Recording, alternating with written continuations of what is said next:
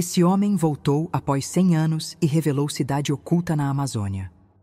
Olá, pessoal! No vídeo de hoje vamos contar uma história pouco conhecida, mas que deixou marcas profundas nas pessoas que estiveram envolvidas. É o relato de um homem que apareceu no meio da Amazônia, depois de décadas dado como morto, alegando ter encontrado uma cidade antiga escondida na floresta.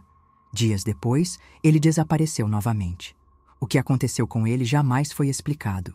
E até hoje, tudo o que envolve esse caso parece ter sido cuidadosamente silenciado, como se forças maiores estivessem empenhadas em apagar qualquer rastro de sua existência. O nome desse homem era Henry Binsworth. Ele afirmava ser britânico e dizia ter entrado na floresta amazônica no início do século XX, como parte de uma expedição liderada por Percy Fawcett, um explorador real cuja busca pela chamada Cidade Z é amplamente documentada. O curioso é que Henry teria desaparecido antes mesmo da última viagem de Fawcett, em 1925.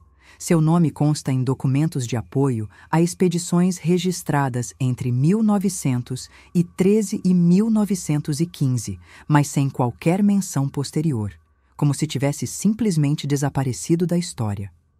Durante mais de 80 anos, ninguém ouviu falar de Henry Binsworth. Até que, em 28 de julho de 2019, ribeirinhos do município de Feijó, no Acre, o encontraram caminhando sozinho pela beira do rio Jurupari. Estava desnutrido, exausto, mas ainda de pé. Falava um inglês arcaico, com sotaque do início do século passado, e parecia desorientado quanto ao tempo, mas não ao local. As roupas que usava eram artesanais, feitas com fibras e costuras rudimentares, sugerindo que passara muito tempo isolado. Sem compreenderem sua fala, os moradores o levaram até um posto de saúde de apoio, onde um técnico que havia estudado fora do país conseguiu se comunicar com ele. Foi esse técnico que ouviu pela primeira vez a história que Henry contaria nos dias seguintes. Segundo ele, havia vivido por anos dentro da floresta, em um lugar que descreveu apenas como a Cidade Antiga. Não sabia precisar onde ficava, apenas que havia chegado lá seguindo trilhas não mapeadas, guiado por sinais e marcas na mata que só ele parecia reconhecer. Apesar das dificuldades de comunicação, Henry demonstrava lucidez. Falava com firmeza, relatava nomes e datas da primeira metade do século XX com precisão, mas não sabia dizer o ano atual. Em sua posse, havia poucos objetos. Um caderno de couro envelhecido, com anotações em inglês, desenhos rudimentares de mapas e uma lista de pontos marcados que não coincidiam com trilhas ou aldeias conhecidas na região. Esses registros pareciam ter sido feitos ao longo de anos, com diferentes tipos de grafia e tinta. O técnico, intrigado com o que ouvira, tirou fotos do caderno e enviou por mensagem a um colega na capital, especialista em georreferenciamento e interessado em documentação histórica. O conteúdo das anotações mostrava rotas incomuns e descrições de estruturas que não combinavam com nenhuma ruína registrada na Amazônia. Algumas páginas continham frases como veios ocos sob o chão e torres enterradas com inscrições. No dia seguinte, antes que qualquer análise mais profunda fosse feita, a situação mudou drasticamente. 2 helicópteros pousaram na vila. Eram aeronaves sem identificação visível, e os homens que desceram delas vestiam uniformes táticos sem logotipos. Apresentaram-se como parte de uma missão de emergência sanitária, mas não apresentaram documentos oficiais nem deram qualquer explicação detalhada. Dirigiram-se diretamente ao posto de saúde, localizaram Henry, colocaram-no em uma das aeronaves e decolaram. Nenhuma autorização foi solicitada às autoridades locais. Foi como se tudo já estivesse premeditado. O nome de Henry não apareceu em nenhum registro público nos dias seguintes. Nenhuma nota oficial foi emitida. O técnico que o atendeu foi transferido para outra unidade em outra região do país e o posto de saúde foi fechado com a justificativa de uma manutenção preventiva. Os moradores, assustados com a movimentação, passaram a evitar o assunto. O medo começou a se espalhar silenciosamente entre as comunidades próximas, principalmente entre aqueles que tinham visto Henry pessoalmente. Enquanto isso, o colega que havia recebido as fotos do caderno, o especialista em georreferenciamento, desapareceu 3 dias depois. Seu carro foi encontrado abandonado no interior do Acre, em uma estrada de terra que leva à zona de preservação ambiental. Dentro do veículo ainda estavam o celular, a mochila e uma garrafa de água quase cheia.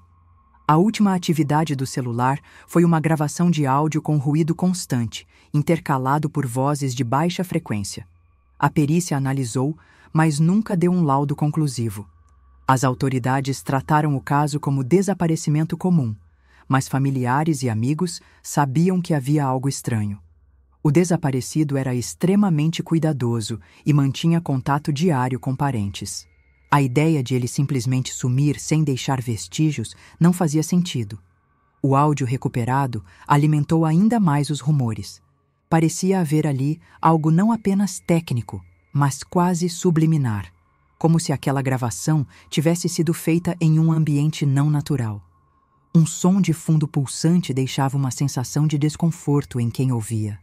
Com o passar das semanas, pesquisadores independentes conseguiram confirmar que o nome de Henry Binsworth realmente constava em listas oficiais de apoio a expedições britânicas no início do século XX.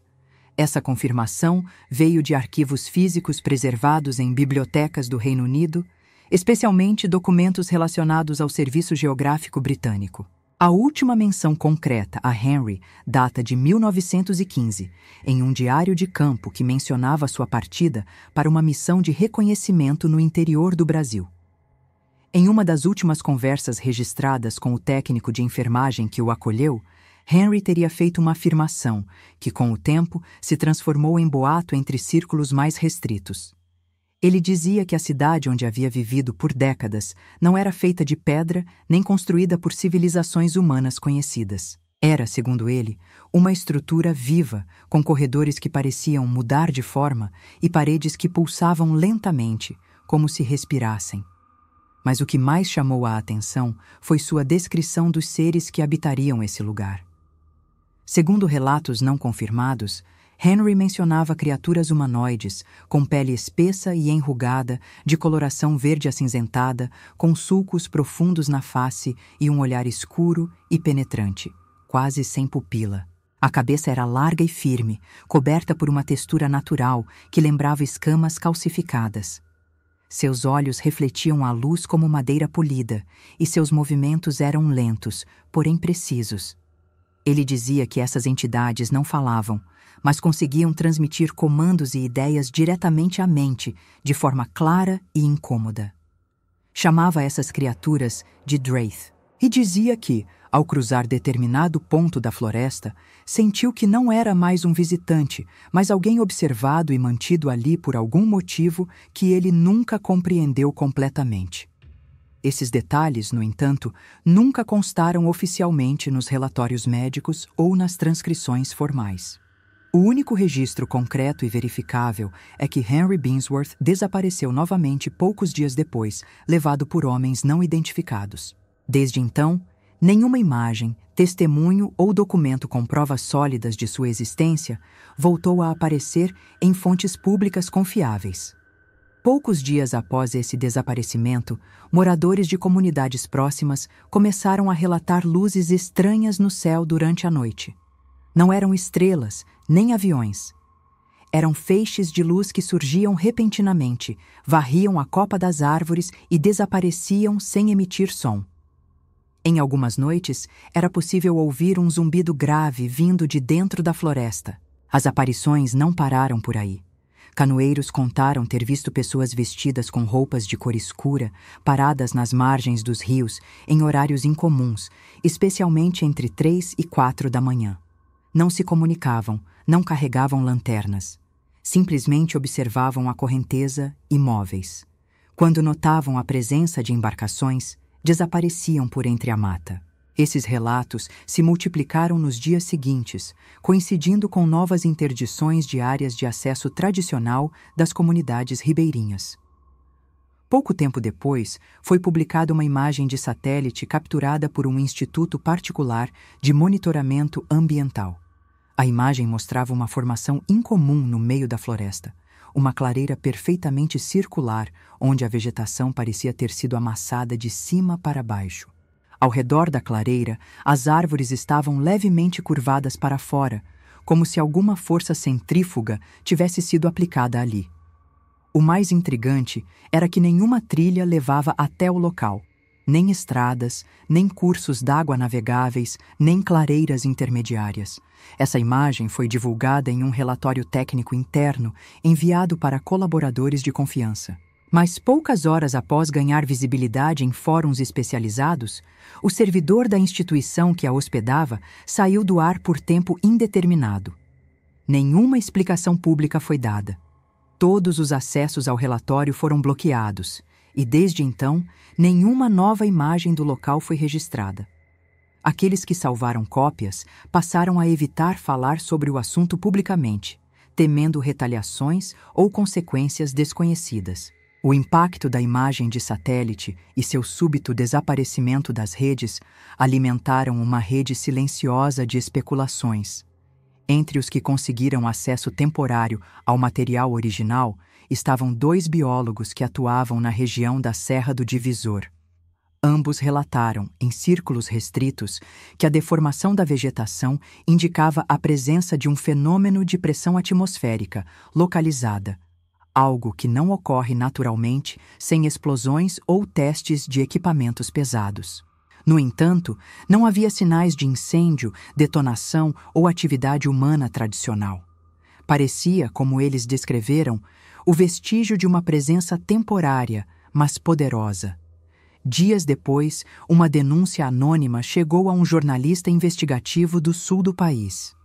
Ela incluía um pendrive com 3 arquivos criptografados. Um dos arquivos, após ser decodificado, revelava um trecho escaneado do caderno de Henry, que não havia sido visto antes. Uma página com símbolos semelhantes aos da escrita cuneiforme, mas adaptados ao alfabeto latino. Abaixo, uma legenda em inglês dizia: "Não cruzar a terceira linha. Ponto de não retorno." A origem da imagem foi rastreada até um servidor externo, mas logo foi deletada e o acesso ao jornalista foi bloqueado. Meses depois, ele abandonou a carreira alegando problemas de ordem pessoal e nunca mais falou do assunto. Enquanto isso, os moradores da região começaram a notar mudanças sutis, mas perturbadoras. Animais que antes circulavam livremente passaram a evitar determinadas áreas. Sons estranhos, como um estalo metálico distante, passaram a ser ouvidos nas madrugadas, sempre no mesmo intervalo de tempo. Pescadores mais antigos relatavam que o rio Jurupari parecia recuar em certos trechos, formando redemoinhos leves, como se algo sugasse a água de dentro da terra. Tais relatos não foram registrados oficialmente, mas circularam como alerta entre comunidades ribeirinhas. A figura humana filmada por um pescador, cuja gravação foi apagada da internet em menos de 24 horas, ainda é considerada o elemento mais perturbador de toda a história. A pessoa estava parada no meio da mata, a 100 metros da margem. A imagem, mesmo borrada, mostrava claramente a pulseira trançada azul e vermelha, idêntica à que Henry usava em uma antiga fotografia britânica. Especialistas que viram o vídeo alegaram que não se tratava de uma montagem. A qualidade do movimento, da luz e da resposta visual indicava a gravação real, feita com um celular de resolução comum. Até hoje, não se sabe quem deletou o vídeo, nem por que o perfil do autor foi permanentemente excluído. Após essa sequência de eventos, qualquer tentativa de localizar oficialmente o nome de Henry Binsworth passou a encontrar barreiras.